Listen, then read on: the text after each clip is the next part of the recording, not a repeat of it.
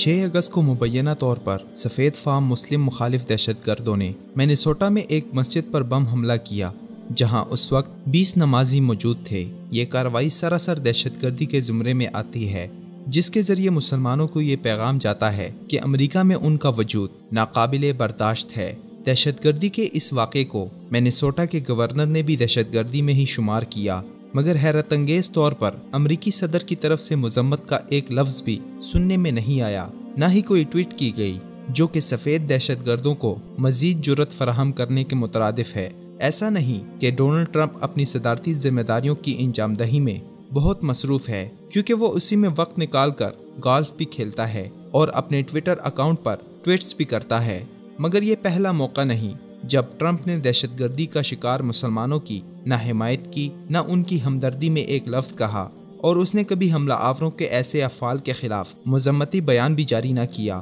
2017 کے آغاز میں جب ٹرمپ کے ایک حمایتی نے AK-47 کے ساتھ کیوبک کی ایک مسجد میں نمازیوں پر فائرنگ کر کے 6 نمازیوں کو شہید کیا، تب بھی ٹرمپ خاموش رہا۔ جب ماہ جون میں رمضان المبارک میں فنسبری پارک کی مسجد میں ایک قوم پرست سفید فام دہشت گرد نے اپنی وین مسجد سے باہر نکلتے نمازیوں پر چڑھا کر 2 نمازیوں کو شہید کیا، تب بھی ٹرمپ نے چپ سادے رکھی۔ اسی سال جب کئی عیسائی شدت پسند صومالی امریکیوں کے خلاف بڑے پیمانے پر دہشت گردانہ کارروائی کی پلاننگ کے دوران گرفتار ہوئے، ٹرمپ تب بھی انجان بنا رہا۔ امریکی فوج نے شام میں ایک مسجد عمر بن خطاب پر فضائی بمباری کر کے جب 48 نمازی شہید کر دیے، تب بھی ٹرمپ کی خاموشی معنی خیز تھی، اور امریکی فضائی حملوں میں شام و عراق میں 2000 مسلمان شہری شہید ہوئے، مگر ٹرمپ کی خاموشی برقرار رہی۔ یعنی جب کوئی مسلمان مارا جاتا ہے تب ٹرمپ خاموش رہتا ہے، مگر جب ایک مسلمان کسی سفید فام کو قتل کرتا ہے تو وہ ٹرمپ کی ٹویٹس کے مطابق انتہا پسند اسلام کا پیروکار ہوتا ہے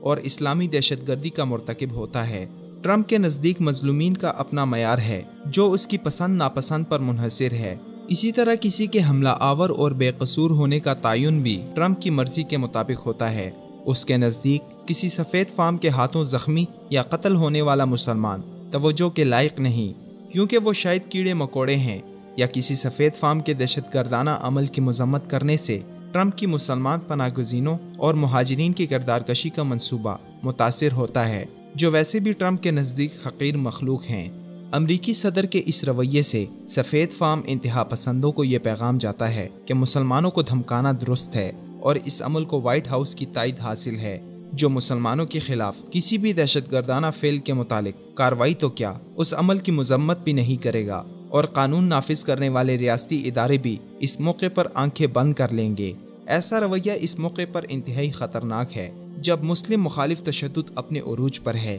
یعنی کونسل آف اسلامک ریلیشن کے مطابق 2014 سے 2016 کے دوران یہ 584% بڑھ چکا ہے۔ CNN کی حالیہ رپورٹ کے مطابق رواں سال ہر مہینے امریکہ میں اوسطاً 9 مساجد پر حملے کیے جاتے ہیں۔ ڈونلڈ ٹرمپ امریکی صدر کی حیثیت سے امریکی مسلمانوں کی جان و مال اور عزت کا محافظ ہے۔ وہ صرف ان کا صدر نہیں جو اس کے ہر ناجائز عمل کی حمایت کرتے ہیں یا اس کے سیاسی طریقہ کار کی پیروی کرتے ہیں، اور ایسے سنگین معاملات میں خاموشی مسلمانوں کے خلاف کسی بڑے حادثے کا پیش خیمہ بن سکتی ہے۔